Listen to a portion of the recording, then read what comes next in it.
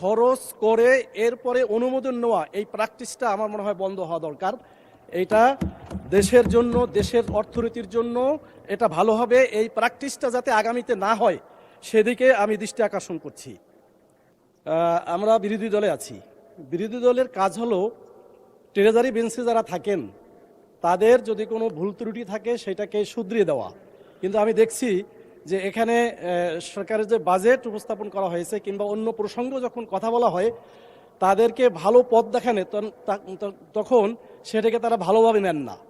আমি অনুরোধ করব যে বিরোধী দলের কাজ হলো আপনার তাদের সরকারি বেঞ্চকে সহযোগিতা করা। আমরা সেই সহযোগিতার মন মানসিকতা নিয়েই সম্পূরক বাজেট গতকালকের যেভাবে ধারাবাহিক সেই অনুযায়ী আমার সম্পূরক অর্থাৎ 2025-26-এর উপরে আমি মূলত আজকের ওইভাবে প্রস্তুতি নেইনি।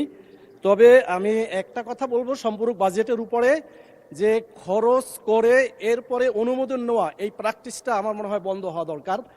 এটা দেশের জন্য, দেশের অর্থনীতির জন্য এটা ভালো হবে। এই প্র্যাকটিসটা যাতে আগামীতে না হয় সেদিকে আমি দৃষ্টি আকর্ষণ করছি। মাননীয় স্পিকার, বাংলাদেশের 62টা শিডিউল ব্যাংক, এর ভিতরে 10টা হচ্ছে ইসলামী ব্যাংকিং। আর বাংলাদেশের মানে ব্যাংকগুলার মোট ডিপোজিট হচ্ছে 19,73,000,19.73 লাখ করোড়। বিনিয়োগ হচ্ছে 17.78 করোড়। অর্থাৎ এখানে যদি আমরা দেখি যে স্প্রেড আছে 1.95 লাখ করোড়।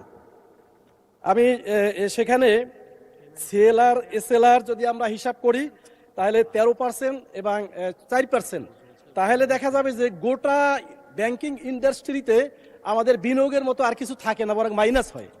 সেক্ষেত্রে মাননীয় অর্থমন্ত্রী মহোদয় যে বাজেট উপস্থাপন করেছেন যে 1,12,000 কোটি টাকা ব্যাংক থেকে ঋণ নেবেন, এটা হাউ ইজ পসিবল? এটা কি করে সম্ভব? কোত্থেকে আসবে এই টাকা?